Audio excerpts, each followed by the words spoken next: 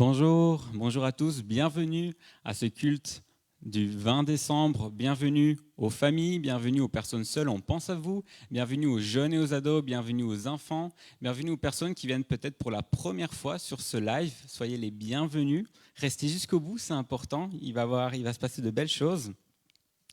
Alors voilà, c'est la première fois pour moi de pouvoir vous accueillir pendant ce culte, c'est un honneur pour moi. Merci à l'église Vignoal de Ransart par rapport à cela.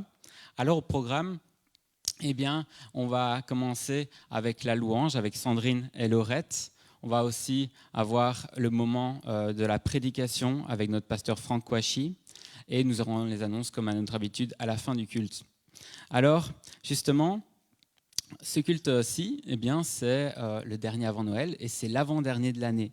Donc, beaucoup de choses se passent pour le moment dans notre tête, dans notre esprit, et on pourrait se dire, ok, avant Noël, avant la fin de l'année, penser en fait à cette saison, à cette année qui s'est passée, et se dire, ok, qu'est-ce qui s'est passé ?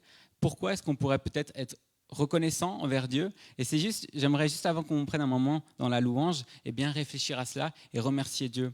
Alors je sais bien que ça n'a pas été une année facile avec le Covid. Il y a eu beaucoup de malades, il y a eu des pertes de proches, des pertes d'emploi, beaucoup de difficultés, beaucoup de changements, même au niveau du boulot, etc. Mais Dieu ne nous demande pas de regarder aux circonstances pour le remercier. Il nous demande de le remercier dans les temps difficiles comme dans les temps les plus compliqués. Donc voilà, qu'on puisse vraiment prendre un temps de prière tous ensemble derrière nos écrans pour remercier Dieu. Remémorez-vous tout ce qu'il a fait parce que pendant ces temps d'épreuve, il reste fidèle. Il nous montre son amour, sa fidélité. Il nous a guéris lorsqu'on était malade. Il prend soin de nous. Il nous fait du bien. Il a aussi profité parfois de ces moments de solitude pour justement nous rapprocher de lui ou pour voir des choses dans nos vies qu'on devait corriger. Donc voilà, prenons un temps avant la louange de prier par rapport à cela. Remercions notre Dieu par rapport à cette année qui va bientôt se terminer pour bien rentrer dans la nouvelle année. Seigneur, je voudrais te remercier. Merci Seigneur pour ton amour, merci pour ta fidélité. Merci Seigneur parce que tu es juste Seigneur et tu prends soin de nous. Seigneur, tu permets les épreuves. Tu n'as jamais dit dans ta parole que nous ne passerions pas par des épreuves ou des tribulations. Seigneur, tu nous as toujours prévenus, mais tu nous as toujours dit de rester accrochés à toi, de persévérer, de continuer à étudier ta parole et à écouter ta voix. Et Seigneur, c'est ce qu'on veut encore faire en cette fin d'année et c'est ce qu'on veut encore faire pour la prochaine. Seigneur, merci pour tous les miracles que tu as, Seigneur, exaucés, pour toutes les prières que tu as entendues, Seigneur, pour lesquelles tu as répondu. Merci pour tous ces proches pour lesquels on a prié, qui ont été guéris, Seigneur. Merci pour toutes ces personnes aussi qui ont entendu l'évangile sur les réseaux sociaux. Il y a eu beaucoup de choses qui se sont passées, Seigneur, et que tu as permis. Gloire à toi, Seigneur. On va encore t'adorer, te louer, Seigneur. Seigneur, entends nos cœurs. Amen.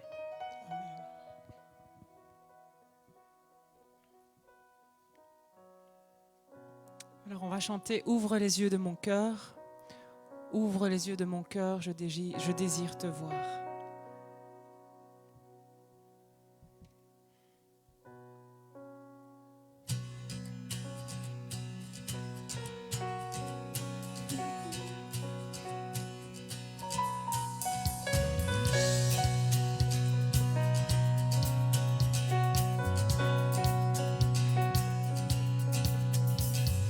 Ouvre les yeux de mon cœur, Père. Ouvre les yeux de mon cœur. Je désire te voir. Je désire te voir. Ouvre les yeux de mon cœur, Père. Ouvre les yeux de mon cœur. Je désire te voir. Je désire te voir, élevé au plus haut des cieux, rayonnant de l'éclat de ta gloire. Répands ton amour, ta force, alors que nous chantons, tu es saint. Élevé au plus haut des cieux, rayonnant de l'éclat ta gloire. Répands ton amour et ta force, alors que nous chantons, tu es saint. Ouvre les yeux de mon cœur. Ouvre les yeux de mon cœur, Père. Ouvre les yeux de mon cœur, je désire te voir. Je désire te voir. Ouvre les yeux de mon cœur, Père. Ouvre les yeux de mon cœur, je désire te voir. Je désire te voir. Élevé au plus haut des cieux, rayonnant de l'éclat de ta gloire. Répands ton amour, ta force, alors que nous chantons, tu es saint. Élevé au plus haut des cieux, rayonnant de l'éclat de ta gloire. Répands ton amour, ta force, alors que nous chantons, tu es saint. Tu es saint. Tu es saint, tu es saint. Tu es saint, tu es saint. Je désire te voir. Tu es saint. Tu es saint, tu es saint. Tu es saint, tu es saint. Tu es saint, tu es saint. Je désire te voir. Seigneur, nous n'avons juste qu'un seul désir ce matin, Seigneur, c'est être dans ta présence. Seigneur, on n'a qu'un seul désir ce matin, c'est te voir. Seigneur, on n'a qu'un seul désir ce matin, c'est avoir un cœur à cœur avec toi, Seigneur. Et ce matin, nous voulons répandre nos louanges, Seigneur, comme un parfum, Seigneur, de bonne odeur devant toi. Parce que tu es digne, parce que tu le mérites, Seigneur. Amen.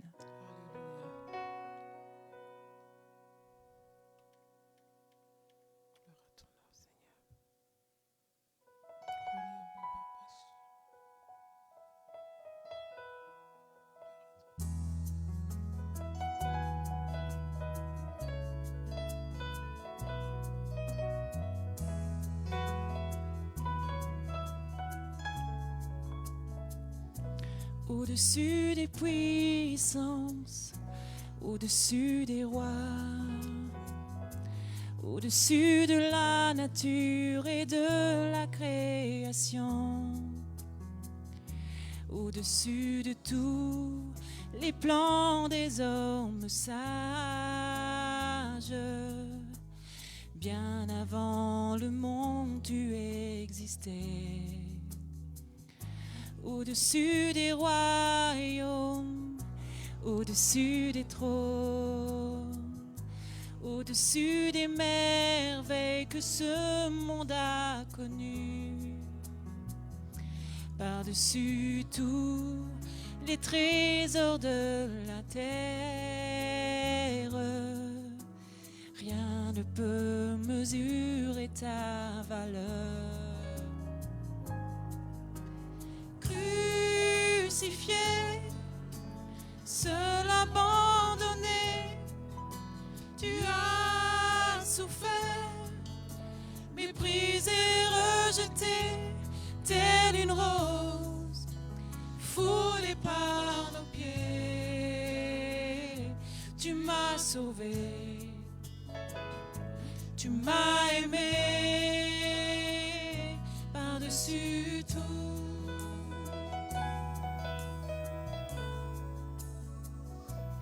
Au-dessus des puissances, au-dessus des rois, au-dessus de la nature et de la création, au-dessus de tous les plans des hommes sages, bien avant le monde tu existais.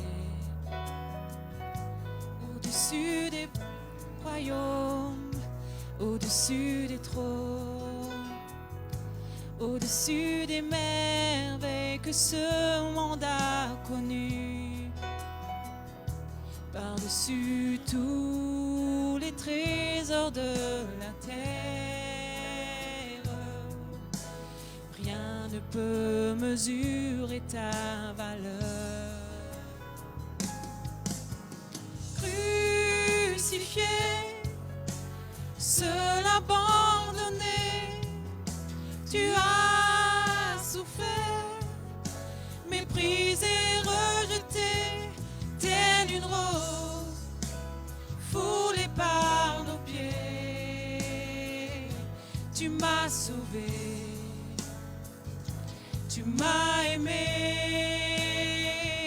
par-dessus tout crucifié. Crucifié, seul abandonné, tu as souffert, méprisé, rejeté, telle une rose foulée par nos pieds. Tu m'as sauvé, tu m'as aimé, par-dessus tout.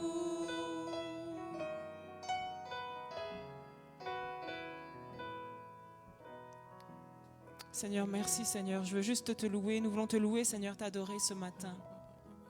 Et nous rappeler de ton sacrifice, Seigneur, qui est la preuve, Seigneur, la preuve ultime, la preuve la plus grande de ton amour pour nous. Seigneur, merci parce que tu nous as sauvés. Seigneur, merci parce que tu nous as aimés, Seigneur, même quand on n'était pas digne d'être aimés, Seigneur. Et rien que pour ça, Seigneur, et pour tout cela, Seigneur, pardon, on veut juste... Oui, élever ton nom ce matin, Seigneur. Continuer à élever ton nom et élever des chants, Seigneur, comme une offrande vers toi. Alléluia. Merci, Seigneur.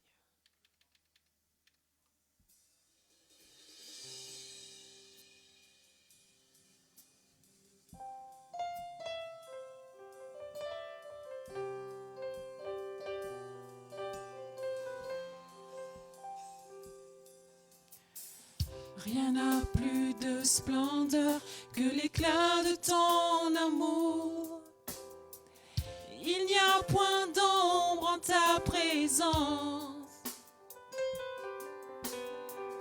Qui peut vraiment oser se tenir devant le trône, devant ta face, ô Éternel?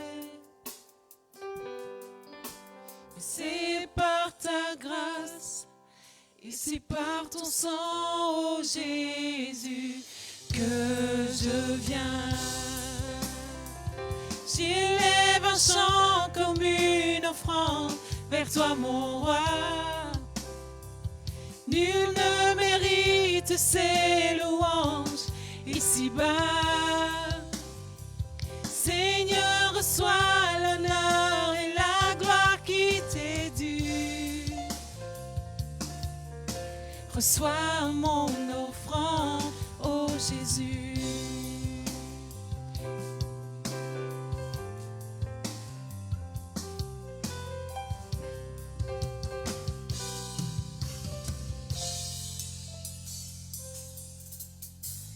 Rien n'a plus de splendeur que l'éclat de ton amour. Il n'y a point d'ombre en ta présence. Qui peut vraiment oser se tenir devant le trône, devant ta face, ô Éternel? Mais c'est par ta grâce et c'est par ton sang, ô Jésus, que je viens. J'élève un chant comme une offrande vers toi, mon roi. Nul ne mérite ces louanges ici-bas. Seigneur, reçois l'honneur et la gloire qui t'est due. Reçois mon offrande, ô j'élève un chant. J'élève un chant comme une offrande vers toi, mon roi. Nul ne mérite ces louanges ici-bas. Seigneur, reçois l'honneur et la gloire qui t'est due. Reçois mon offrande, ô Jésus. Reçois mon offrande, ô Jésus. Alléluia. Seigneur, on veut t'offrir, Seigneur, non seulement ce chant, mais Seigneur, on veut aussi t'offrir toutes nos vies, Seigneur, notre vie, Seigneur, notre vie entière. Seigneur, on veut t'offrir, Seigneur, à toi qui es digne de louange, à toi qui es digne de reconnaissance, on veut t'offrir, Seigneur, tout ce que nous sommes, Seigneur. Et on veut chanter comme le chant dit, prends mon âme, Seigneur, prends mon cœur, je te donne tout.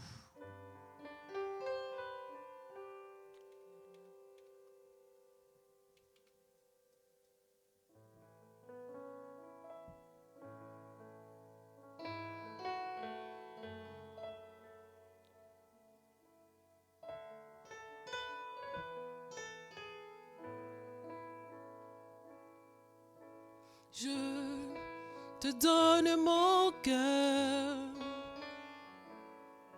il ne m'appartient plus. Ce que j'ai de meilleur, tout est pour toi, Jésus. Un parfum de valeur sur toi est répandu. C'est l'offrande de mon cœur. Je suis à toi, Jésus. Prends mon âme, prends mon cœur, je te donne tout.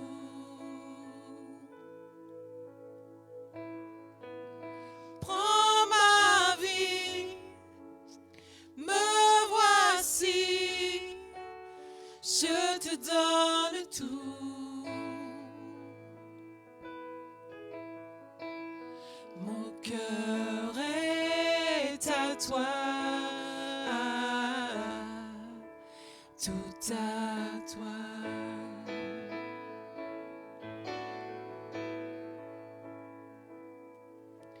Je te donne mon cœur, il ne m'appartient plus. Ce que j'ai de meilleur, tout est pour toi, Jésus. Un parfum de valeur sur toi est répandu. C'est l'offrande de mon cœur. Je suis à toi, Jésus. Prends mon âme, prends mon cœur, je te donne tout. Prends ma vie, me voici, je te donne tout.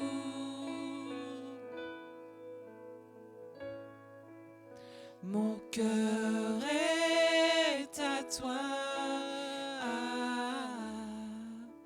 tout à toi. Oui, mon cœur est à toi. Mon cœur est à toi, tout à toi.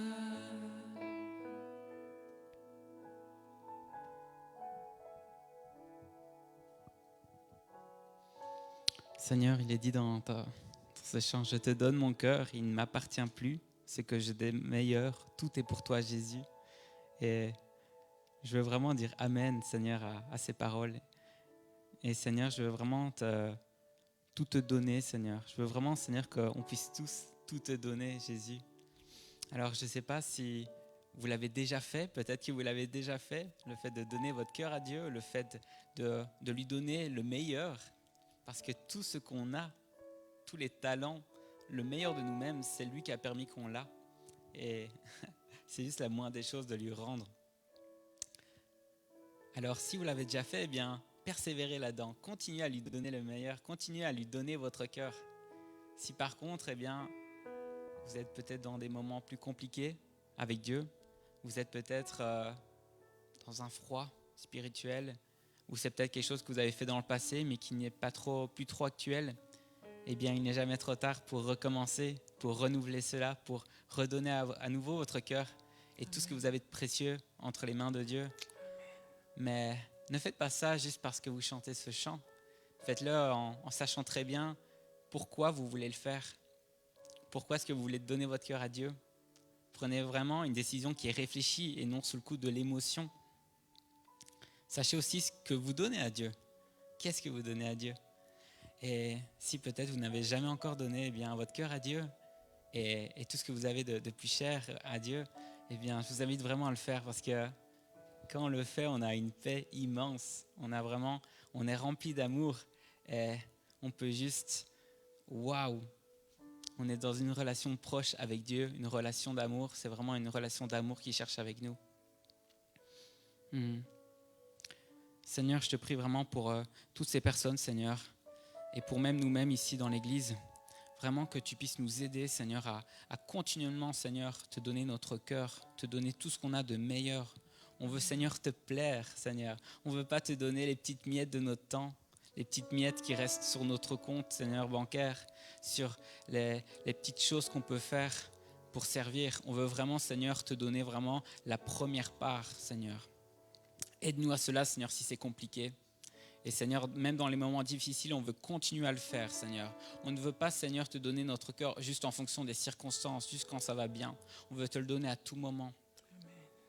Gloire à ton nom, Jésus. Amen. Alors, voilà, je parlais d'une relation d'amour avec notre Dieu. Et pour avoir cette relation d'amour, il faut connaître notre Dieu. Et comment connaître notre Dieu? Eh bien, en passant du temps avec lui, mais aussi en lisant la Bible, la parole de Dieu, en écoutant aussi des prédications, des enseignants. Et je peux déjà dire à Franck qui peut venir, Pasteur Franck. Voilà, on va vraiment prendre un temps pour écouter la parole de Dieu à travers notre Pasteur Franck. Et j'aimerais juste prier pour la prédication. Seigneur, merci parce que tu nous donnes, Seigneur, cette possibilité, Seigneur, d'avoir des enseignants, Seigneur, dans l'Église. Tu donnes des dons, Seigneur, et les mettre en pratique, Seigneur. Je te demande vraiment que tu puisses parler à travers notre pasteur Franck, Seigneur. Vraiment que tu puisses parler à travers lui, Seigneur. Que ce soit tes mots à toi qui sortent de sa bouche, Seigneur, et non juste les siens. Seigneur, vraiment que tout ce qui est dans la parole de Dieu, Seigneur, puisse être vraiment mis en lumière, Seigneur, pour qu'on puisse le comprendre, Seigneur, qu'on puisse le comprendre, Seigneur, qu'on puisse analyser ce qui est dit et, Seigneur, qu'on puisse par après le mettre en pratique, Seigneur. Que ça ne vienne pas juste dans une oreille, que ça ressort de l'autre, mais que ça puisse travailler au centre, dans nos pensées, dans notre cœur. Seigneur, je te remets Franck entre tes mains. Amen. Amen. Voilà, merci à Maxime, merci au groupe de louanges, à Sandrine, à Laurette et bonjour à chacun d'entre vous. À mon tour, je veux vous souhaiter la bienvenue ce matin alors que vous nous suivez, et j'en suis sûr, nombreux en direct. Je veux aussi saluer ceux qui nous suivront en différé, que ce soit cet après-midi, dans les heures qui suivent, les jours qui suivent, les semaines, les mois, les années qui suivent. En tout cas, recevez ma salutation fraternelle en Jésus-Christ, notre Sauveur et notre Seigneur. Maxime nous l'a rappelé ce matin, nous sommes le dimanche 20 décembre 2020 et c'est le dernier dimanche avant la fête à laquelle tout le monde pense depuis plusieurs semaines, la fête de Noël. Donc nous sommes dans la période de Noël. Et si j'écoute un peu à droite et à gauche, la période de Noël va de pair avec ce qu'on appelle communément la magie de Noël. Et même si je suis conscient que prononcer le mot magie dans une église, ça fait un peu désordre, mais c'est ce que nous entendons autour de nous. Et donc, le monde entier, et en tout cas une grande partie du monde, a les yeux rivés sur une date, une nuit, la nuit du 24 au 25 décembre, et aussi toute la journée du 24, la journée du 25. Et tous les yeux sont rivés sur une date, mais je dirais plus qu'une date, tous les yeux sont rivés sur une fête que des millions de gens attendent avec impatience. Alors Noël, c'est quoi aujourd'hui? Noël, c'est une fête commerciale qui est incontournable au point où la plupart des gens sont en congé, les élèves, les étudiants sont en congé. Noël, c'est aussi une fête qui est à la fois religieuse, à la fois profane, et force est de constater que c'est la fête la plus célébrée, la plus fêtée dans le monde. Et lorsque nous pensons à Noël, lorsque nous nous préparons pour Noël, alors on a bien entendu en tête la réjouissance, les cadeaux, le fait de se retrouver en famille, manger ensemble, etc. Et lorsque nous regardons de plus près à Noël, en réalité, et même pour l'Église, qu'est-ce qui vient en premier? Et je pense que si nous sommes honnêtes les uns avec les autres, Noël, même pour les croyants, c'est surtout la fête, un moment de réjouissance. Et lorsque nous regardons les années précédentes et lorsque nous voyons comment cette période et cette fête a évolué, force est de constater que ce que nous retenons, c'est d'abord la fête. Alors oui, c'est vrai, en tant que croyants, nous comprenons que Noël n'étant pas une fête chrétienne, une fête biblique, nous voulons profiter de ce moment pour nous réjouir, mais également pour rappeler au monde la venue du Fils de Dieu. Mais toujours est-il que nous sommes quand même emportés par cette vague, et je sais que c'est un peu malheureux de parler de vague en ce moment parce que nous sommes en plein dans une vague pandémique, mais nous sommes dans cette vague qui balaie le monde lorsqu'on parle de Noël. Et la vérité, c'est que nous aussi, quand nous pensons à Noël, nous pensons à la fête, nous pensons aux réjouissances. Et c'est pour ça que beaucoup de chrétiens ont vraiment prié pour que vendredi dernier, le gouvernement puisse assouplir les règles parce qu'on veut pouvoir fêter, on veut passer des bons moments. Je sais que beaucoup ont mis leur foi en action en préparant déjà des festivités. Pourquoi? Mais parce que Noël, c'est des moments que nous attendons depuis des semaines, parfois des mois. Et c'est des moments que nous voulons vivre en famille. Alors oui, je sais qu'il y aura la prière d'ouverture pour remercier le Seigneur pour le repas que nous allons manger en famille, entre amis, etc. Mais après la prière traditionnelle d'ouverture, force est de constater que nous tous, nous pensons à des moments de réjouissance, nous pensons à des festivités. Et la question qui se pose à nous aujourd'hui, alors que Noël va revêtir un caractère particulier à cause de justement de l'actualité qui est celle malheureusement du coronavirus, à quoi ressemble Noël en 2020 ? Alors que le monde entier est frappé par cette crise pandémique, et ce qu'on observe, c'est quoi ? C'est que quelque part, le coronavirus nous a enlevé tout ce qui fait Noël. Pas de banquet familial, pas de banquet au restaurant, pas de culte de Noël, pas de concert de Noël. Dans certains pays, on ne peut même pas aller faire les courses. Et donc, il y aura des Noëls qui vont être vides de fêtes. Et quelque part, il y a un goût amer qui nous est laissé. Et la question que j'aimerais que nous puissions nous poser ce matin, c'est: alors que nous vivons la situation qui est la nôtre, qui n'est pas seulement propre à la Belgique, qui est propre au monde entier, alors que nous vivons cette situation, quel sens alors finalement revêt Noël ? Quel sens revêt Noël alors que je ne peux plus fêter avec mes amis ? Alors je sais que beaucoup de chrétiens rivalisent d'ingéniosité et de stratagèmes pour contourner les règles, mais toujours est-il que Noël, ce ne sera pas comme avant. Toujours est-il que Noël, ce sera, pour les familles en tout cas, les familles nombreuses, elles pourront compter, en tout cas pour celles qui habitent sous le même toit, en Belgique en tout cas, elles pourront compter sur la présence des uns des autres. Mais qu'en est-il des personnes seules qui, d'habitude, se mettent sur leur 31 et qui sortent, attendent l'une ou l'autre invitation pour passer un bon moment ?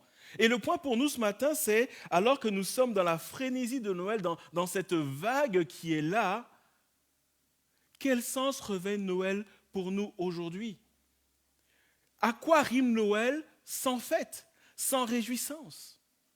Et lorsque nous y regardons de plus près, le 26, et ce sera samedi prochain cette année, samedi prochain, on aura déjà tourné la page. Et lorsque nous y regardons de plus près, Noël, c'est quoi ? C'est peut-être la nuit du 24 au 25. Ce n'est même pas 24 heures.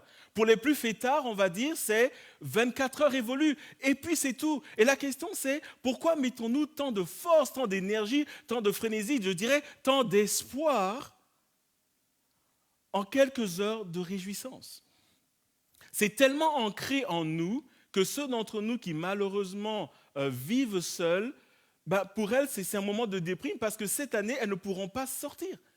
Alors oui, en Belgique, on peut recevoir une personne, mais en général, on est entouré d'une dizaine de personnes. En général, on est au restaurant. Et donc, la question qui se pose pour nous ce matin, et même pour l'Église, Noël, ça rime à quoi dans ces temps de pandémie ? Et pour nous, et ce sera le cœur du message de ce matin, quel est le point de vue du Seigneur sur Noël ? Est-ce que Noël a encore un sens lorsqu'on ne peut pas fêter et festoyer ? Et ce matin, je pense que la situation que nous vivons nous amène réellement à aller au cœur de ce qu'est vraiment Noël. Alors oui, pour les uns, Noël ne doit pas être fêté parce que c'est une fête profane, mais même pour cela, il y a toujours quelque chose qu'on organise. Il y a le cadeau qu'on attend, les enfants, les adultes, tout le monde attend quelque chose de bénissant, comme si cette journée est forcément empreinte de bénédiction. Et la Bible nous dit que ce jour que les hommes ont choisi n'est pas forcément lié à une bénédiction. Et ce matin, j'aimerais que nous puissions revenir à l'essentiel, alors qu'on nous arrache ce que, par tradition, nous avons hérité et qui est devenu une sorte de règle établie, alors qu'on nous arrache le côté festif de Noël ce matin, j'aimerais qu'en tant qu'Église, et à vous qui me suiviez, j'aimerais que nous puissions revenir à l'essentiel. Qu'est-ce que nous pouvons tirer de cela aujourd'hui, ou plutôt, quel est le message de Dieu pour l'humanité, alors que ce qui, au fil des années, a fait l'essence de Noël a été enlevé. Quand je parle de l'essence de Noël, évidemment, c'est du point de vue humain. Et avant de continuer ce message, j'aimerais qu'ensemble nous puissions regarder une vidéo qui, je pense, est très parlante, très interpellante. Et cette vidéo est intitulée « N'oubliez pas le principal ». Et ce sera le cœur de mon message de ce matin. Et avant de continuer, je vous invite ensemble à regarder cette vidéo, et c'est maintenant.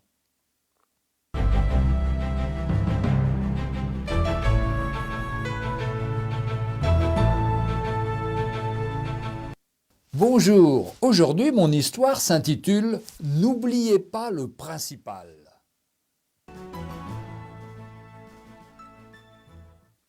Un fait divers se produisit il y a nombre d'années, dans je ne sais quelle partie de l'Europe du Nord.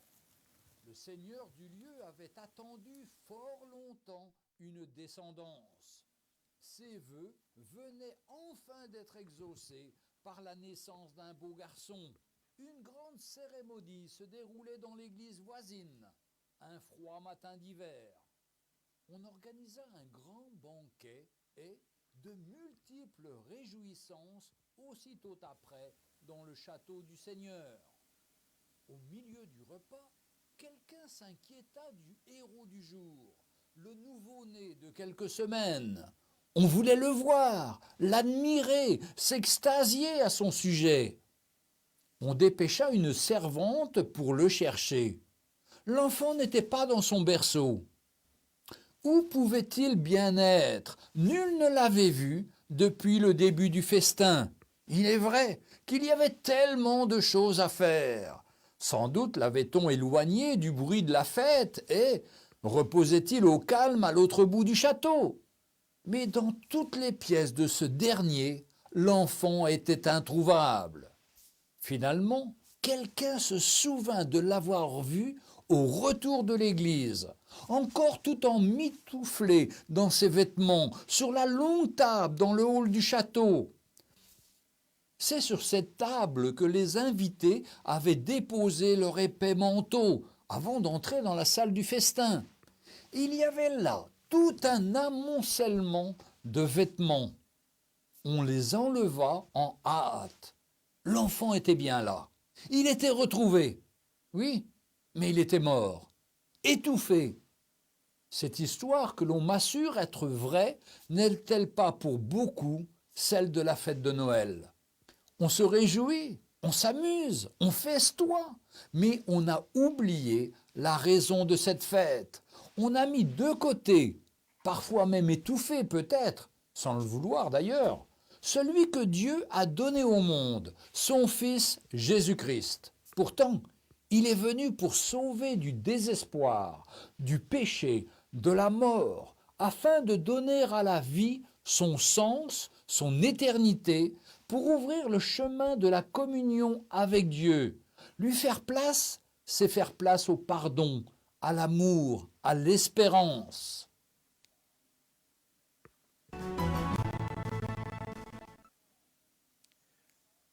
Voilà. C'est interpellant, n'est-ce pas? Lorsque nous voyons une telle vidéo, nous nous rendons compte que quelque part, c'est l'histoire que nous avons construite autour de Noël et par tradition, nous avons oublié le principal. Et ce matin, j'aimerais rebondir sur cette histoire pour réellement nous ramener à l'essentiel. Lorsque nous parlons de Noël, quelle est la perspective de Dieu lui-même? Lui-même qui a envoyé son Fils sur la terre afin de sauver le monde. Et ce matin, alors que cette période de Noël est caractérisée par des lumières un peu partout, des lumières dans les maisons avec les décorations, le sapin, des lumières dans les rues, sur les grandes places, des lumières dans les centres commerciaux, en tout cas en Belgique, parce que les centres commerciaux sont ouverts. Des lumières, il y en a partout. Et Noël rime aussi avec illumination.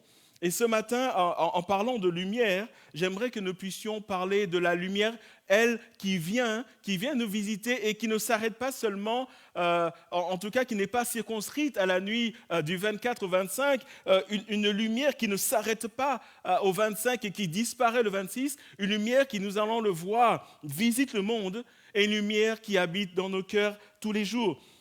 Et c'est pourquoi ce matin, j'ai intitulé mon message « Noël vu d'en haut ». Une histoire de lumière, parce que nous allons voir que lorsque Dieu lui-même, il raconte, il présente son plan rédempteur pour le monde, lorsqu'il parle de son Fils qui vient dans une forme humaine sur la terre et qui accomplit son œuvre, qui repart après sa mort et sa résurrection et qui vit en nous par le Saint-Esprit, nous allons voir que tout est une histoire de lumière. Noël vu d'en haut, une histoire de lumière, ou si vous préférez, Noël raconté par Dieu lui-même. Et nous sommes dans Ésaïe chapitre 9, les versets 1, puis les versets 5 à 6. Donc Ésaïe chapitre 9, verset 1, puis les versets 5 à 6, et je propose que nous fassions la lecture. Ésaïe 9, verset 1 dit ceci: « Le peuple qui marchait dans les ténèbres a vu une grande lumière. Sur ceux qui habitaient le pays de l'ombre de la mort, une lumière a brillé, ou si vous préférez, une lumière resplendit. » Et je vais au verset 5. « En effet, et d'autres versions disent car, en effet, un enfant nous est né, un fils nous a été donné, et la souveraineté reposera sur son épaule.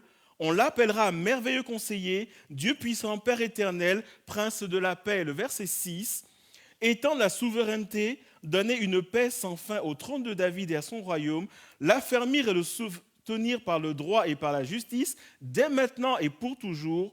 Voilà ce que fera le zèle de l'Éternel, le maître de l'univers.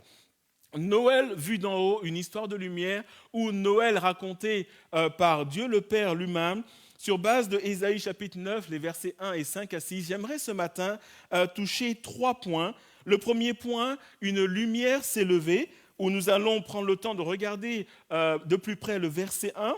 Deuxièmement, la lumière est venue dans le monde. Nous allons aller voir les versets 5.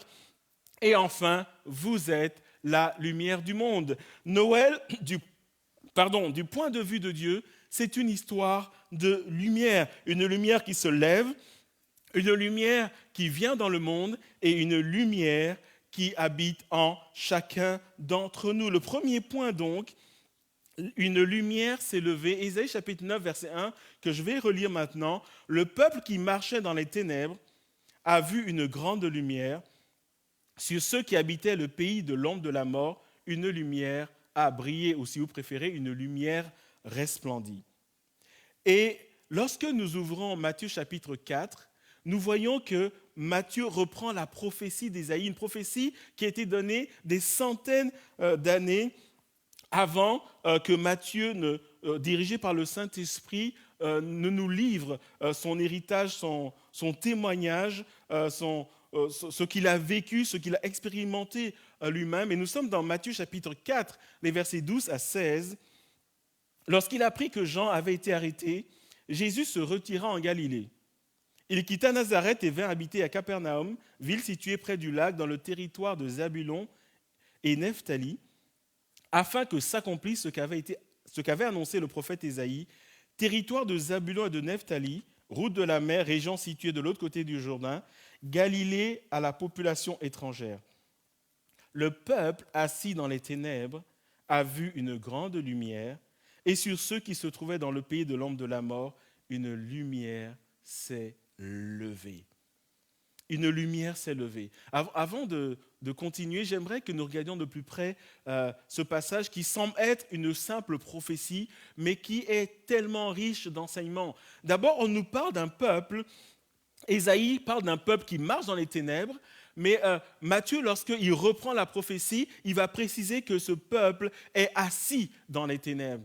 Et ce mot « assis » va donner l'image et va préciser le fait que le peuple dont il s'agit, c'est-à-dire l'humanité, est vraiment dans les ténèbres, s'est arrêté dedans, a fait de l'obscurité sa demeure. Et c'est l'idée que c'est un peuple qui vit au quotidien, mais qui ne sait pas où il va, qui n'a pas de visibilité.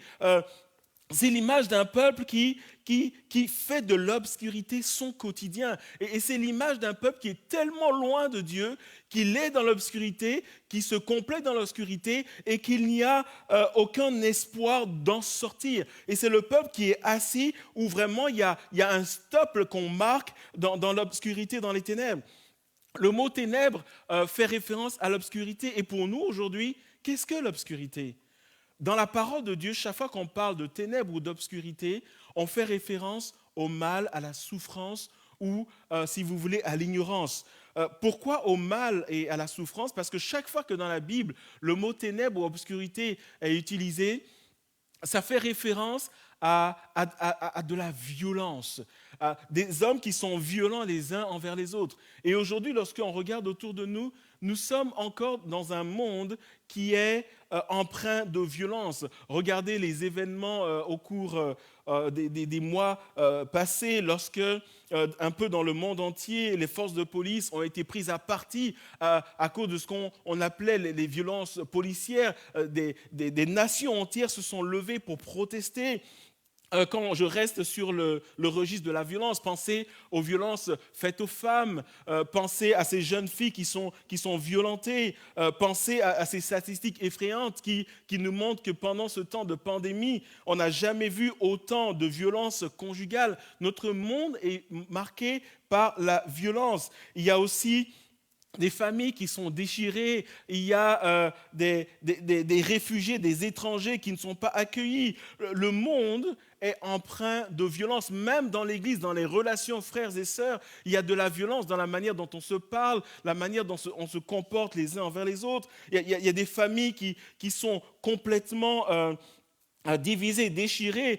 Il y a des enfants qui souffrent de la situation de leurs parents. On est censé retirer de l'amour de sa famille, mais beaucoup d'entre nous, chrétiens comme non chrétiens, c'est autant de violence, autant de frustration que nous vivons dans nos familles. Et lorsqu'on parle d'obscurité, on fait référence à la violence, on fait référence à ce qui ne va pas, mais on fait référence aussi à l'ignorance du fait qu'on ne connaît pas Dieu, on ne marche pas avec Dieu. Et c'est ce que nous vivons encore aujourd'hui. Et au temps d'Ésaïe, et tout comme au temps de Jésus, il nous est dit que l'humanité, les hommes, les femmes, les jeunes, tous étaient tellement loin de Dieu. Et non seulement ils étaient loin de Dieu, mais ils ne s'en rendaient pas compte. Et ils ont marqué un stop dans l'obscurité, dans l'ignorance, dans la violence, dans l'indifférence les uns par rapport aux autres, dans des relations qui sont cassées. Et c'est l'histoire de notre monde. Et la question c'est, mais pourquoi alors ont-ils besoin de lumière ? C'est un peu en partie pour ce que je viens d'expliquer, mais lorsque nous regardons le contexte de la prophétie d'Ésaïe, nous comprenons mieux. Et je vous invite à aller avec moi dans Ésaïe chapitre 8, donc les versets qui suivent Ésaïe 9, verset 1. Donc Ésaïe chapitre 8, des versets 19 à 20, on nous donne la description du peuple dans ce qu'il faisait. Et lorsque nous lisons les versets 19 à 20, nous lisons ceci. « Si l'on vous dit, consultez ceux qui invoquent les esprits et les spirites, ceux qui chuchotent et murmurent, un peuple ne consultera-t-il pas ses dieux? Ne consultera-t-il pas les morts en faveur des vivants? Répondez, il faut revenir à la loi et au témoignage.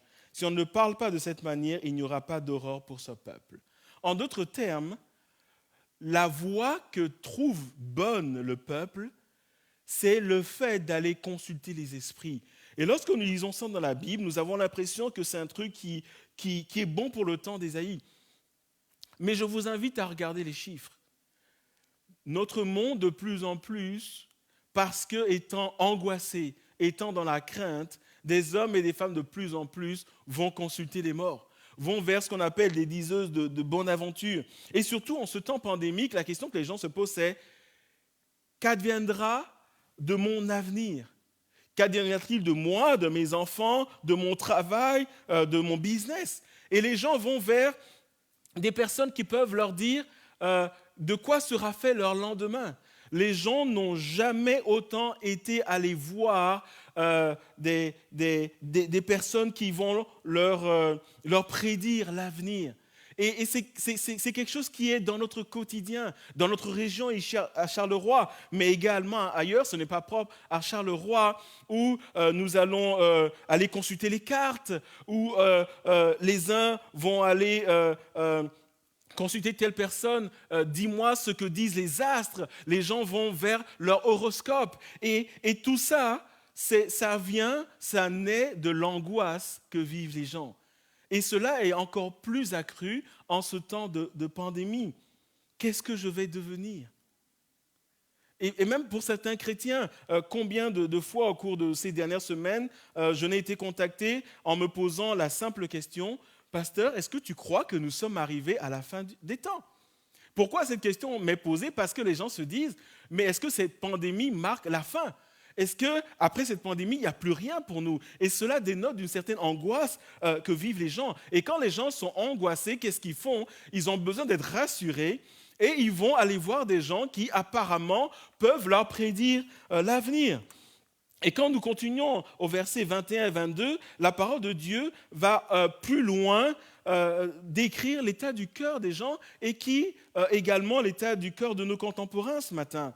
Ésaïe 8, verset 1 à 22, « Il parcourra le pays accablé et affamé », on parle du peuple, « et quand il aura faim, il s'irritera, maudira son roi et son Dieu et tournera les yeux en haut. Puis il regardera vers la terre et il n'y verra que détresse, obscurité et sombre angoisse. Il sera repoussé dans d'épaisses ténèbres. » Et ce passage nous dit que le peuple est là, il est plein d'angoisse Et il cherche dans le ciel un signe et il se rend compte que Dieu ne lui donne pas ce qu'il veut. Et qu'est-ce qu'il fait? Il va regarder vers la terre. En d'autres termes, les gens vont chercher auprès de leurs dirigeants les solutions à leurs problèmes en disant faites quelque chose. Notre monde va mal. Et en particulier en ce temps de pandémie, quand la pandémie est arrivée, qu'est-ce que nous avons tous fait? Nous avons regardé à nos dirigeants. Mais force est de constater aujourd'hui que nos dirigeants eux-mêmes ne savent plus quoi faire. Il y a confinement, déconfinement, reconfinement, redéconfinement, reconfinement. Regardez les pays autour de nous. On confine partiellement, on déconfine, on reconfine, etc. Autant de signes qui montrent que les hommes et les femmes vers qui nous nous tournons en disant « Vous êtes nos dirigeants, trouvez la solution », eux-mêmes sont désarmés, dépourvus face à cette pandémie. Et nous sommes devant un monde qui ne sait où il va. Et alors que les hommes cherchent leur secours, qui cherchent leur espoir dans les mains de leurs dirigeants, ils se rendent compte que ces dirigeants eux-mêmes sont dépassés. Et la question c'est, dans ce cas, qu'est-ce qu'il y a lieu de faire? Et la parole de Dieu nous dit, et c'est là que nous arrivons au chapitre 9, le verset 1, qui nous dit, ce peuple qui à la fois vit une certaine violence, où des gens sont angoissés, des gens vivent des situations qui sont difficiles, où des projets sont complètement cassés, où lorsque nous levons la tête, nous ne savons pas de quoi sera fait notre avenir. Et Isaïe va utiliser une métaphore, et cette métaphore, il va l'emprunter à l'image du soleil parce qu'il dit « la lumière se lève, la lumière va resplendir, la lumière va éclairer. » Et la métaphore du soleil, elle est parlante pour nous ce matin. Pourquoi? Parce que lorsque la lumière du soleil se lève, nous pouvons au moins en tirer 3 enseignements. Le premier enseignement, c'est que le soleil nous donne la vie. Lorsque Ésaïe va utiliser cette métaphore du soleil qui se lève, qui resplendit et qui brille dans tout son éclat, au travers de la parole de Dieu, le message que Dieu veut nous donner ce matin, c'est que le soleil nous donne la vie. Imaginez la vie que nous vivions si le soleil ne se levait pas. Le soleil nous apporte une certaine chaleur.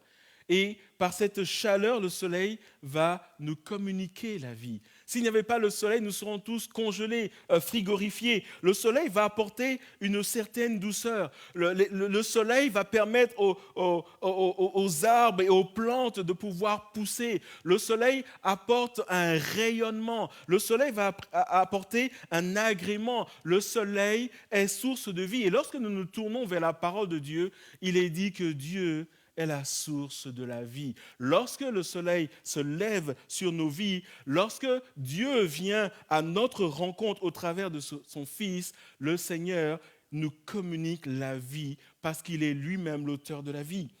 La parole déclare dans Actes chapitre 17, le verset 28, « C'est en lui que nous avons la vie, le mouvement et l'être. » Aujourd'hui, si quelqu'un se pose la question, cette vie que je cherche, où puis-je la trouver? La réponse de la parole de Dieu, c'est que Dieu est la source de la vie. C'est pourquoi, lorsqu'il annonce la venue de son Fils, il va utiliser cette métaphore du soleil, parce que le soleil est appelé à briller, à se lever sur chacun d'entre nous. À nous tous qui sommes peut-être dans l'angoisse, à tous les hommes, toutes les femmes qui se posent la question de quoi sera fait mon avenir, à tous ceux qui vivent des violences, à tous ceux qui cherchent leur voie et qui ne la trouvent pas, la réponse de Dieu est « Si tu cherches la vie, tu peux la trouver en moi, car je suis la vie, je suis la source de la vie. » La deuxième image que nous apporte le soleil nous éclaire et nous permet d'entrevoir la vérité. Pensez par exemple à une voiture qui circule la nuit. La logique veut que nous puissions allumer nos phares. Et pensez-y un instant, que nous apportent les phares? Les phares, évidemment, nous permettent de nous éclairer pour éviter un accident, pour que nous puissions mieux voir. Mais ce que les phares nous apportent, c'est de voir les choses qui sont autour de nous, au-devant de nous, telles qu'elles sont. Les phares nous disent la vérité en ce qui concerne ce qui nous entoure. Et de la même manière, lorsque le soleil se lève sur nos vies, le message du Seigneur pour nous, c'est la vérité que tu cherches, le chemin que tu cherches, ce chemin, il est en moi. Je suis la source de la vérité, nous dit Dieu, et en dehors de moi, il n'y a point d'autre vérité, et sans moi, vous ne pouvez pas avoir accès à cette vérité-là. Nous lisons dans 1 Jean chapitre 1, les versets 5 à 6. « Voici le message que nous avons entendu de lui et que nous vous annonçons. Dieu est lumière et il n'y a point de ténèbres en lui. Si nous disons que nous sommes en communion avec lui, tout en marchant dans les ténèbres, nous mentons et nous ne mettons pas la vérité en pratique. » Nous ne mettons pas la vérité en pratique. Mettre la vérité en pratique, c'est nous approcher de Dieu parce que Dieu est la source de la vérité. À tous ceux d'entre nous qui se posent la question, comment est-ce que je peux trouver mon chemin ? La réponse de Dieu ce matin pour l'Église, mais également pour tous ceux peut-être qui ne sont pas croyants, mais qui se reconnaissent dans ce message où ils sont assis, ils font du surplace et ils cherchent leur voie, ils cherchent leur chemin. Dieu est la source de la vérité, Dieu est la lumière. Et enfin, la métaphore du soleil nous explique et nous enseigne que le soleil va contribuer à notre joie. Les statistiques montrent que les pays dans le monde où il y a peu d'ensoleillement quotidien, les habitants de ces pays sont en proie à la dépression. Et d'ailleurs, en Europe, lorsque nous sommes en période d'hiver, comme nous sommes maintenant, force est de constater que nous-mêmes, nous avons du mal. Tout est gris, on se lève, même si on se lève tôt, très tôt, on se lève dans l'obscurité et à 4 heures, il fait déjà nuit noire, il fait sombre. Et cela nous apporte un peu de blues, nous sommes dépressifs et l'idée du soleil, c'est d'apporter cette lumière qui va contribuer à notre joie. Et lorsque Ésaïe parle d'une lumière qui resplendit, qui se lève, le message pour nous ce matin, c'est que Dieu est la source de la joie. La joie que l'homme cherche, la joie que nous cherchons dans cette fête de Noël, dans la nuit du 24 ou du 25, où pour beaucoup c'est le rendez-vous à ne pas manquer. C'est le truc qu'on prépare des mois à l'avance entre copains, entre amis, en famille. C'est le truc où on voyage, où les étrangers peuvent rentrer chez eux et ils languissent après ces moments-là. Et comme je l'ai dit, cette année, tout ça, ça nous est arraché. Et ben, c'est justement ça que nous cherchons dans la fête, des moments de joie, des moments de bonheur. Et la parole de Dieu nous dit, en particulier cette année où la fête ne sera plus aussi festive qu'annoncée, la parole de Dieu nous dit cette joie que tu cherches. Dans ces quelques heures où tu sors de chez toi, où tu veux être entouré, où tu veux juste rire. Certains même passent la soirée sans rien dire, mais ils veulent voir des gens juste rire autour d'eux. Parce qu'ils cherchent une joie. Et la parole de Dieu nous dit la joie que tu cherches, la joie après laquelle tu languis, cette joie, elle trouve sa source en Dieu lui-même. Et cette joie en Dieu, elle ne s'arrête pas seulement dans la nuit du 24 au 25, elle va bien au-delà, le 26, au 1er janvier, février, mars. Chaque jour, cette joie, tu la trouves en Dieu, car il est la source de la joie. Le psaume 34, verset 6 nous dit aussi, quand on tourne les regards vers lui, on est rayonnant de joie et le visage ne rougit pas de honte.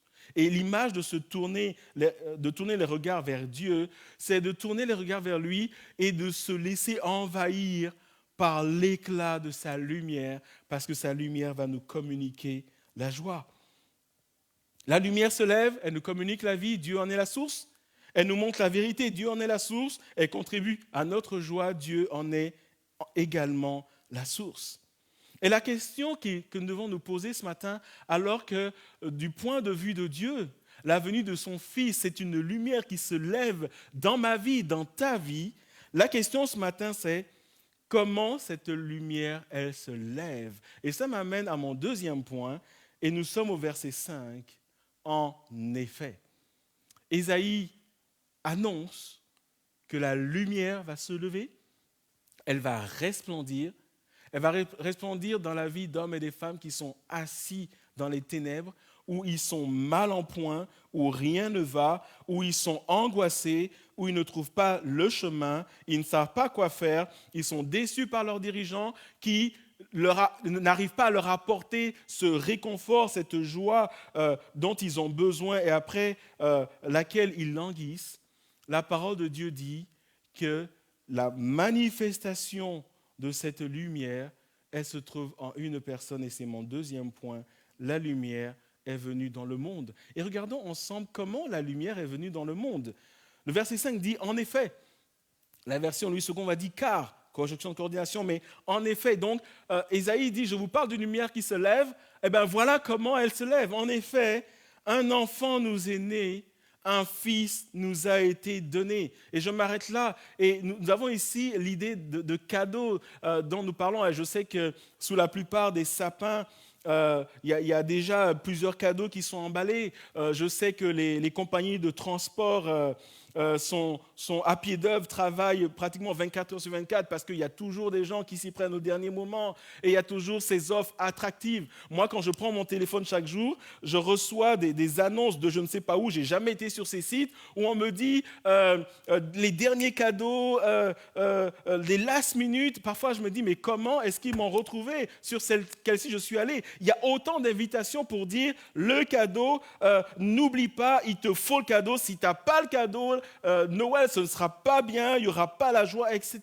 Et ici, il nous est dit que le cadeau se trouve en une personne. Il nous est dit que le Fils nous a été donné. Et lorsque nous prenons le temps d'aller regarder au fond de ce passage, on voit que le Fils existait bien avant. C'est un Fils éternel et en ce Fils-là, nous avons le don de Dieu. Et ce Fils, il vient sous une forme humaine, c'est pour ça qu'il nous est dit « un enfant nous est né ». Et lorsqu'on parle de ce fils, de cet enfant, qui naît et de fils qui nous est donné le don de Dieu, on s'attend à ce qu'on nous dise ce qu'il va nous donner, ce qu'il va nous apporter. Mais regardez la suite de la prophétie. Et la domination reposera sur son épaule, on l'appellera merveilleux conseiller, Dieu puissant, Père éternel, prince de la paix.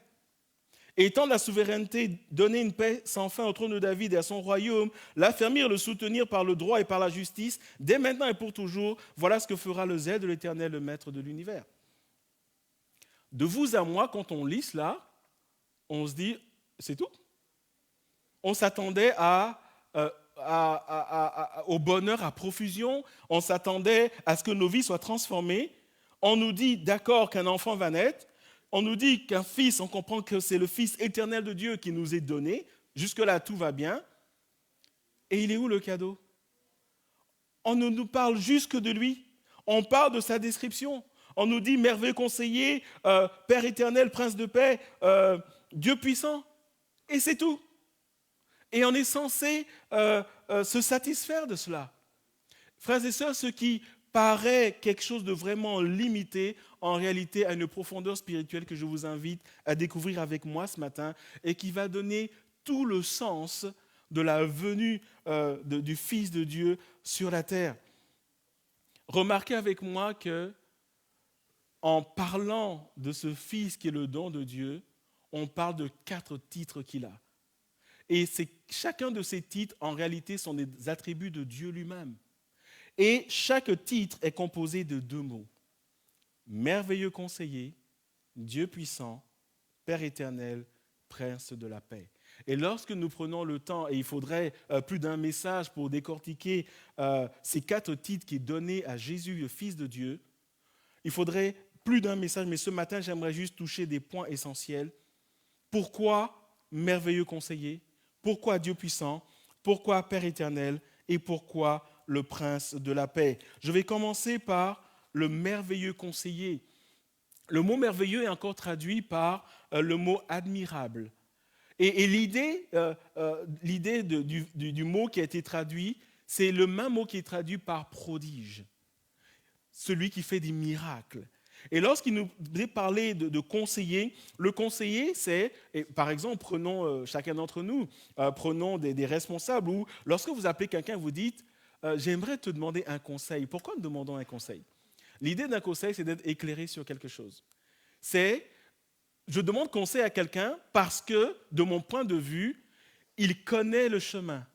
Il sait quoi faire dans cette situation. Personne ne va, par exemple, normalement, quelqu'un qui est marié ne demande pas conseil à quelqu'un qui n'est pas marié. Parce que l'idée, c'est qu'est-ce qu'il en sait. Même si quelqu'un qui n'est pas marié peut avoir une idée théorique, oui, tu dois aimer ton conjoint, tous les mariés savent qu'en théorie, on doit aimer, mais dans la vraie vie, c'est autre chose, c'est un travail à faire. Et si je vais demander un conseil pour mon couple, je vais parler à quelqu'un, et de préférence qui n'a pas moins d'années de mariage que moi, même s'il peut être plus mature, mais on va toujours aller voir, pas quelqu'un qui a juste 6 mois d'années de mariage de plus que moi, mais quelqu'un qui a peut-être 5, 10, 20 ans de plus que moi, parce qu'il en a tellement vu qu'il est forcément passé par ce par quoi je passe, et il peut me donner un bon conseil. Et l'idée du conseil, c'est quelqu'un qui a un plan pour toi. Et lorsqu'il nous est dit que Jésus est le merveilleux conseiller, la parole de Dieu nous dit que lorsque Jésus vient dans ta vie, ce qu'il fait, c'est de mettre en œuvre le plan de Dieu pour ta vie, et il le fait avec force et puissance. S'il le faut, il le fait de manière surnaturelle. Il va accomplir des prodiges dans ta vie parce que Dieu a établi un plan pour toi, et l'œuvre de Jésus dans ta vie, c'est que tu rentres dans les desseins de Dieu. Et c'est pour ça qu'il est le merveilleux conseiller. La parole de Dieu nous dit dans Jérémie chapitre à l'écran, vous voyez chapitre 19, mais c'est une faute de frappe, c'est Jérémie chapitre 29, verset 11. Donc Jérémie 29, 11, en effet, et c'est Dieu qui parle, « Moi je connais les projets que je forme pour vous, déclare l'Éternel, projets de paix et non de malheur, afin de vous donner un avenir et de l'espérance. » Et ce passage est en train de dire, il ne s'agit pas de la nuit du 24 au 25, chaque jour. Pour tous ceux qui ont accepté Jésus dans leur vie comme Seigneur et Sauveur, par le Saint-Esprit, le Seigneur met en œuvre le plan qu'il a pour nous. Il va entrer dans le combat pour nous, il va se lever avec nous, il va nous soutenir dans notre foi, il va accomplir les desseins parfaits de Dieu dans nos vies. Et à tous ceux qui se disent, où est-ce que je serai demain ? Et si vous me posez la question ce matin, la réponse est simple, j'en sais absolument rien. Mais ce que je sais, c'est que Dieu a un plan pour toi qui tient sa vie entre tes mains et il va accomplir ce plan dans ta vie. Autour de toi, il se peut qu'il y ait des tempêtes, il se peut que ça n'aille pas, mais pour autant que tu te confies en Dieu, parce qu'il est le merveilleux conseiller, il va te prendre à bout de bras et il va t'amener à bon port, parce que c'est pour ça qu'il est venu. Autant le peuple se dit, je regarde vers le ciel, je vais aller voir des médiums comme beaucoup font autour de nous encore aujourd'hui. Autant le peuple fait ça et aujourd'hui autour de nous, beaucoup de gens le font. La parole de Dieu dit que cette lumière qui se lève, elle vient en une personne et cette personne, c'est quelqu'un qui va accomplir les plans de Dieu dans ta vie. Et je veux encourager chacun d'entre nous. Et c'est pour ça que nous avons des paroles dans la Bible qui nous disent que si tu traverses les eaux, tu ne seras pas submergé. Alors oui, tu vas être mouillé, mais tu ne seras pas submergé. Pourquoi ? Parce que Dieu a un plan pour toi. Et Jésus est là pour faire en sorte que ce plan s'accomplisse par la puissance dont il fait preuve. Jésus est là pour t'amener, pour amener à la réalisation du plan de Dieu dans ta vie. C'est pour ça qu'il est dit qu'il connaît les plans qu'il a formés pour toi, qui sont des projets de paix, non de malheur, afin de te donner un avenir et de l'espérance. D'autres versions disent un avenir fait d'espérance. Une autre manière de le dire, Jésus est là pour t'aider à faire un pas chaque jour, à avancer vers ta destinée. Et à tous ceux ce matin qui sont dans l'angoisse, à tous ceux qui vivent mal, en particulier cette situation de pandémie, à tous ceux qui sont perdus, j'aimerais vous dire ce matin que Jésus dans votre vie, c'est l'assurance d'aller vers les projets que Dieu a accomplis. Le merveilleux conseiller. Le deuxième point, lorsqu'il nous est parlé de Jésus, Dieu puissant. Dieu puissant pour nous dire que toute la puissance lui appartient. Pour dire que lorsqu'il agit dans nos vies, sa puissance est à l'œuvre, mais mieux, sa puissance, elle est disponible pour nous. Je vous invite à lire Éphésiens chapitre 1, les versets 15 à 21.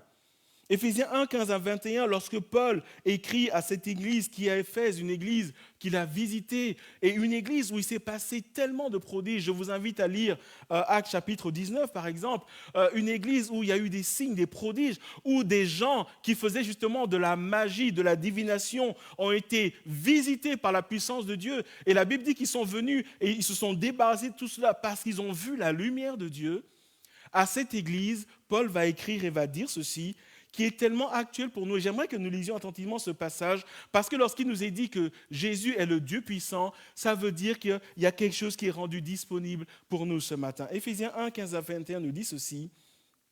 C'est pourquoi moi aussi, après avoir entendu parler de votre foi dans le Seigneur Jésus et de votre amour pour tous les saints, je ne cesse de dire toute ma reconnaissance pour vous lorsque je fais mention de vous dans mes prières.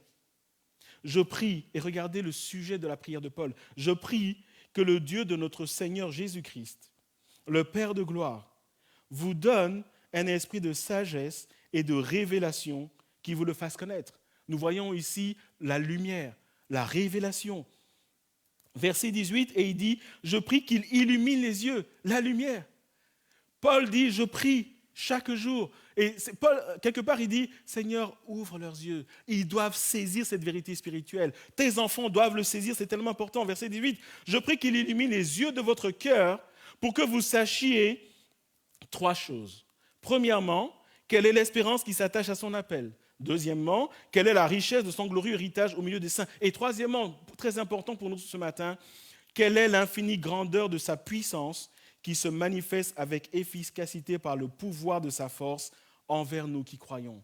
En d'autres termes, Paul dit, Seigneur, je te prie, il faut que ton Église, que les chrétiens sachent que la puissance de Dieu est disponible pour eux.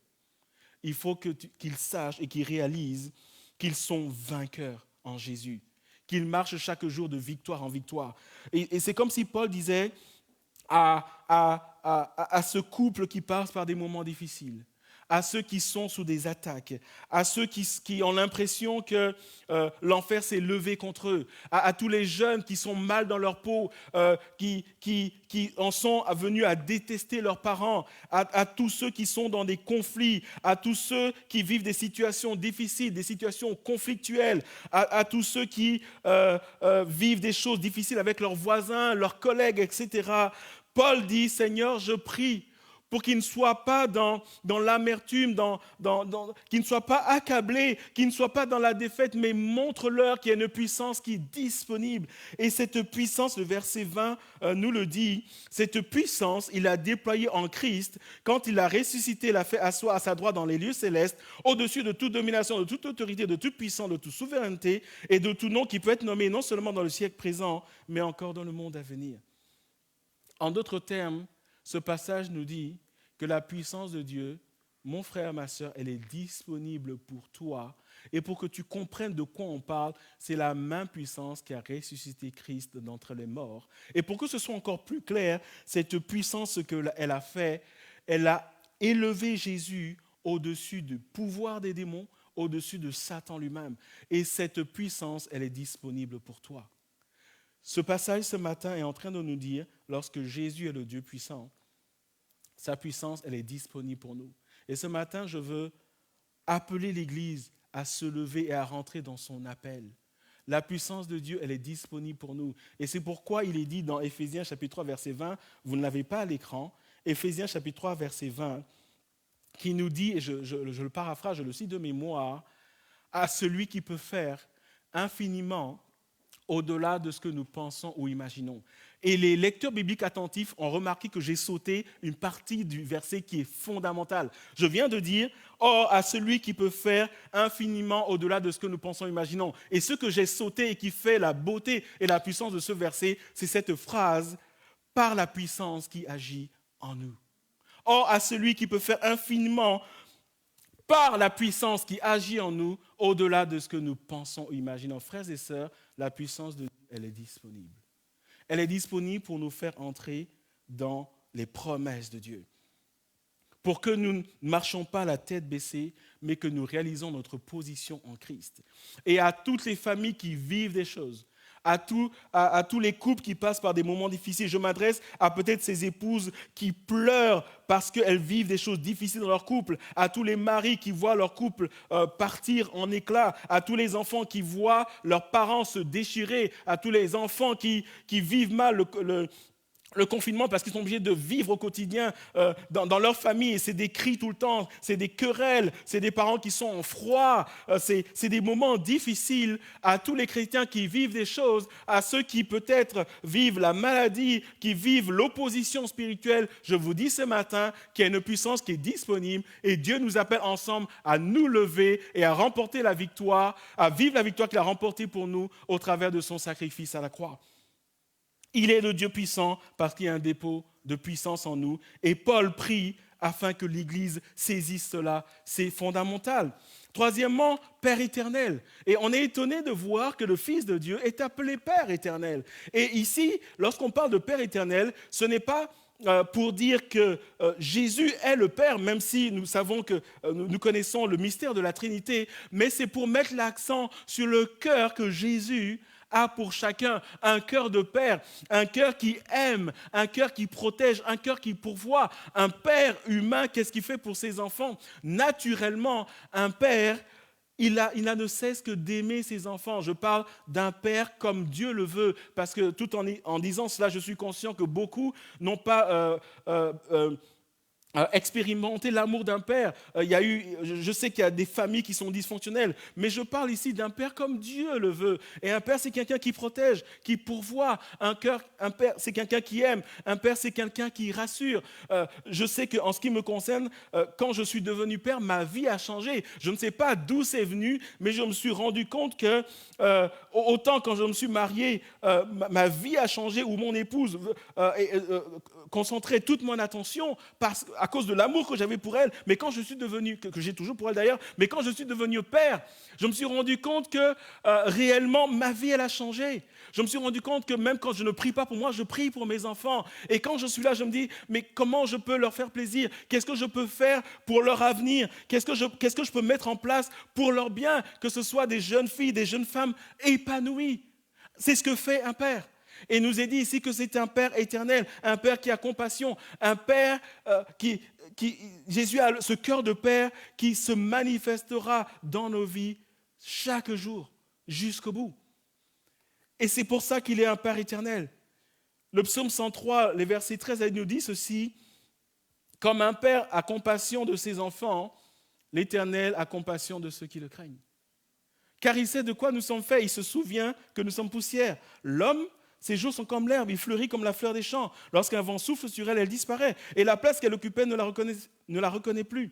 Mais la bonté de l'Éternel dure d'éternité en éternité pour ceux qui le craignent, et sa justice demeure pour les enfants de leurs enfants, pour ceux qui gardent son alliance et se souviennent de ses commandements pour les mettre en pratique. La parole de Dieu nous dit que lorsque Jésus marchait et il voyait autour de lui la misère des personnes, la Bible dit qu'il était ému de compassion. Aujourd'hui, on dirait que ça allait chercher Jésus très loin au fond de lui. C'est l'idée d'aller le toucher dans ses entrailles. Et de la même manière, lorsque Dieu nous voit, nous, ses enfants, Dieu est touché au plus profond de lui-même. Et sa compassion, son amour, sa provision, ses promesses, sa protection, sa grâce, elle est disponible pour nous de même qu'un père fait pour ses enfants. Et enfin, le prince de paix, je suis toujours dans le deuxième point, la lumière est venue dans le monde, le prince de paix. Le mot prince ramène ici à un roi, à une royauté, ramène ici à quelqu'un qui règne, et il nous est dit que Jésus, cette lumière, c'est le prince de la paix, pour dire que l'œuvre que Jésus est venu accomplir, c'est pour apporter la paix entre l'homme et Dieu, son Créateur. Romains chapitre 5, verset 1 dit: étant donc justifiés par la foi, nous avons la paix avec Dieu par notre Seigneur Jésus-Christ. Et je vais aller plus loin. Jésus n'est pas venu simplement pour nous réconcilier avec le Père, Dieu le Père, et de nous donner la paix avec lui. J'aimerais que nous réalisions ce matin que Jésus travaille pour que cette paix, chaque jour Jésus travaille pour que cette paix demeure.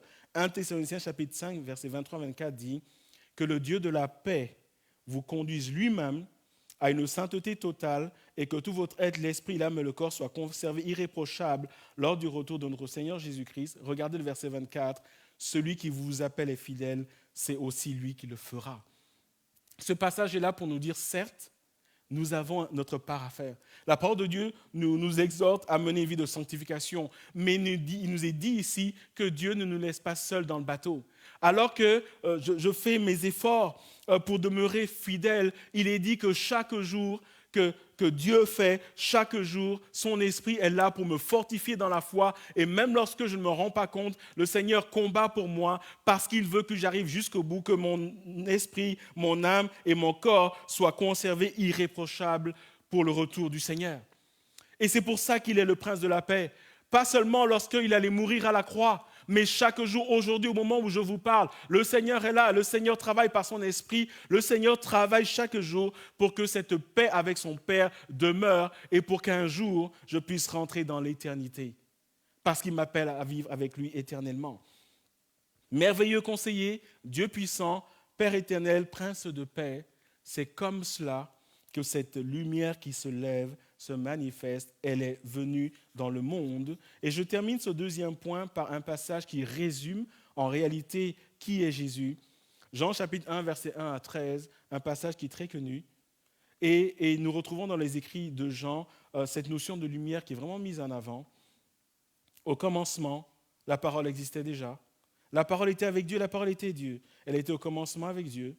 Tout a été fait par elle et rien de ce qui a été fait n'a été fait sans elle. En elle, il y avait la vie.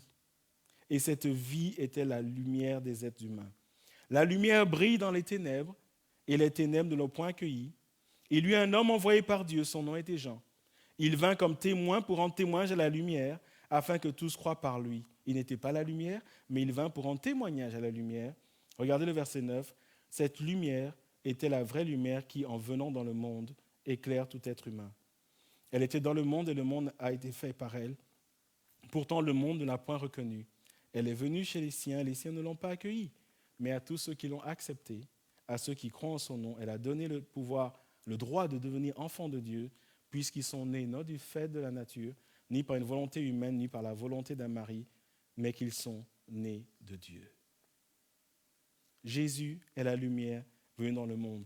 Et le troisième et dernier point que nous livre le Seigneur lorsque il nous parle de la venue de son Fils, vous êtes la lumière du monde. Nous venons de voir que Jésus est la lumière du monde. Et je vous invite à lire Matthieu chapitre 27, verset 45, où lorsque Jésus meurt, il se passe quelque chose d'extraordinaire. Matthieu 27, 45 nous dit, de midi jusqu'à 3 heures de l'après-midi, il y eut des ténèbres sur tout le pays. Et encore une fois, nous sommes repartis vers Ésaïe qui nous parle d'un peuple qui est dans les ténèbres. Mais cette fois-ci, lorsque Jésus est sur la croix et qu'il y a des ténèbres sur tout le pays, ce que nous voyons spirituellement, c'est que la lumière du monde, elle descend dans la profondeur de l'obscurité. Et lorsque Jésus ressuscite, lorsque cette lumière revient à la surface, ce qui se passe, c'est que cette lumière va prendre des hommes et des femmes et les amener, va les éclairer et va les amener dans la lumière de Dieu. 1 Pierre chapitre 2, verset 9, de la parole aux actes, vous au contraire, vous êtes un peuple choisi, des prêtres royaux, une nation sainte, un peuple racheté, afin de proclamer les louanges de celui qui vous a appelé des ténèbres à son admirable lumière. Et nous voyons que ce passage nous dit que, alors que Jésus est la lumière du monde, nous le voyons dans Jean chapitre 8, verset 12, « Je suis la lumière du monde, celui qui me suit ne marchera pas dans les ténèbres, mais il aura au contraire la lumière de la vie. » Le Seigneur nous a imputé cette même lumière. Dans Matthieu chapitre 5, verset 14 à 16, il est dit, « Vous êtes la lumière du monde. » Une ville située sur une montagne ne peut être cachée. Et on n'allume pas non plus une lampe pour la mettre sous un seau, mais on la met sur un support et elle éclaire tous ceux qui sont dans la maison. Que de la même manière votre lumière brille devant les hommes, afin qu'ils voient votre belle manière d'agir et qu'ainsi ils célèbrent la gloire de votre Père céleste. En d'autres termes, la lumière de Dieu s'est levée sur nous et cette lumière, elle habite en nous. Et le Seigneur nous appelle, nous aussi, à éclairer ceux qui sont autour de nous. Et la question que j'aimerais poser à chacun d'entre nous ce matin, alors que nous sommes dans cette frénésie, cette période de Noël, alors que du point de vue de Dieu, la venue de son Fils rime avec lumière, est-ce que tu as une inspiration pour ceux qui t'entourent? Est-ce qu'en tant que père, tu es une inspiration pour tes enfants? Est-ce qu'en tant que mère, tu es une inspiration pour tes enfants? Est-ce qu'en tant qu'épouse, tu es une bénédiction pour ton mari? Est-ce qu'en tant que mari, tu es une bénédiction pour ton épouse? Est-ce que, en dehors de ce cas de Noël, est-ce que nous pouvons juste dire, est-ce que les maris peuvent dire « je suis une bénédiction pour mon épouse » ? Est-ce que l'épouse peut dire « je suis une bénédiction pour mon mari » ? Non pas seulement le dire, mais réellement voir que leur mari ou leur épouse est heureux, est heureuse. Suis-je une inspiration pour mes enfants? Suis-je une bénédiction pour mes voisins, pour mes collègues? Alors que je m'apprête à festoyer et que cette fête, quelque part, m'est enlevée à cause de la situation que nous vivons. Est-ce que je saisis ce matin que le message de Dieu, c'est que cette lumière qui se lève et qui vient dans le monde, elle habite dans mon cœur? Et que alors qu'il fut un temps où on chantait Il est né le divin enfant. Aujourd'hui, Noël dans le monde, c'est All I want for Christmas is you de Maria Carey. Tout ce que je veux pour Noël, c'est toi. Est-ce qu'on s'est rendu compte qu'on a switché de tout ce qui est spirituel vers ces choses et que ce matin, le Seigneur va nous ramener à l'essentiel comme nous l'avons lu ce matin? N'oubliez pas le principal. N'étouffons pas cet enfant sous les manteaux. N'étouffons pas Jésus sous les cadeaux. N'étouffons pas Jésus sous les réjouissances, sous les fêtes. N'étouffons pas Jésus dans quelques heures entre le 24 et le 25. N'étouffons pas Jésus dans nos réjouissances. Et pour certains, c'est l'occasion de boire plus que raison, plus que d'habitude. Ou certains imaginent où ils vont bien manger, où ils vont passer la nuit à danser, à festoyer. Après avoir fait la prière d'ouverture, Seigneur, merci pour ce repas, nous te louons, merci pour ce fils. Et puis on passe à autre chose. Et le 26, on a oublié. Est-ce que nous réalisons ce matin que cette lumière, elle vit en nous et elle ne s'arrête pas au 26. Elle est là tous les jours jusqu'à ce que Jésus revienne. Cette lumière qui s'est levée, elle est venue dans le monde et elle habite en nous. C'est Noël vu d'en haut. Et comme vous le voyez, c'est toute une histoire de lumière. Et ce matin, pour terminer ce message, je suggère, sur l'autorité de la parole de Dieu, qu'ensemble, nous puissions troquer les lumières de Noël, les lumières de nos décorations, nous puissions troquer cela avec la lumière que Dieu nous donne au travers de son Fils Jésus-Christ. Et que cette lumière qui habite en nous par le Saint-Esprit, elle puisse luire. Et alors que, lorsque nous regardons dans nos maisons, nous regardons dans la rue, tout est illuminé, je prie ce matin que pour nous, cette période de Noël rime avec des hommes et des femmes, à commencer par ceux qui habitent avec nous, ceux qui vivent avec nous, des hommes et des femmes qui sont illuminés, qui sont inspirés, qui sont bénis du fait qu'ils vivent avec nous, du fait qu'ils nous connaissent, du fait que nous soyons leurs contemporains, du fait qu'ils font partie de la même génération que nous. C'est le message de Noël que j'aimerais vous livrer ce matin. Noël vu d'en haut, c'est une histoire de lumière.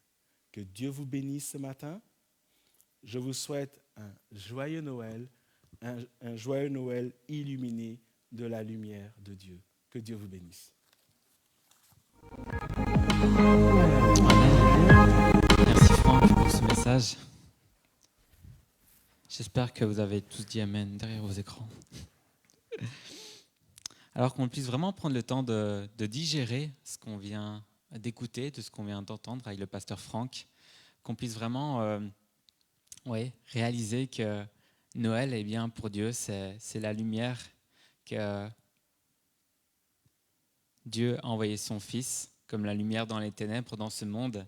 Et quand il est retiré, et puis il nous a demandé de nous-mêmes être des lumières dans le monde, que l'on puisse vraiment mettre ça en pratique dans nos vies de tous les jours et vraiment y réfléchir, que l'on puisse, avant de fêter la Noël, cette semaine qui vient, vraiment prendre le temps de se poser et de se remémorer de tout ce qu'on vient d'entendre, qu'on puisse laisser ça travailler notre cœur, nos pensées, et qu'on puisse le mettre en pratique. Vraiment, c'est important.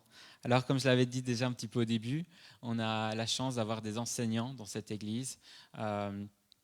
Et c'est leur rôle, en fait, de prêcher la parole de Dieu, l'évangile, dans le but d'édifier.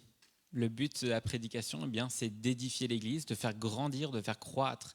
Et nous, qui entendons ce message, on a aussi un rôle, on a aussi une responsabilité qui est justement de ne pas juste écouter, mais aussi de laisser travailler cette parole dans notre cœur. On a cette responsabilité aussi de prendre le choix, de mettre en pratique cela dans nos vies. Donc voilà, je veux vraiment nous encourager, après le culte, à encore réfléchir à tout ce qui a été dit. Amen. J'espère encore une fois que vous avez dit Amen derrière vos écrans. Alors, pour les annonces, c'est très simple. Prochain culte, dimanche prochain, toujours à 10h sur Facebook. Donc, ça sera le 27 décembre. Ça sera notre dernier culte de l'année 2020. Ça sera donc notre pasteur Franck Kouachi qui apportera encore la parole.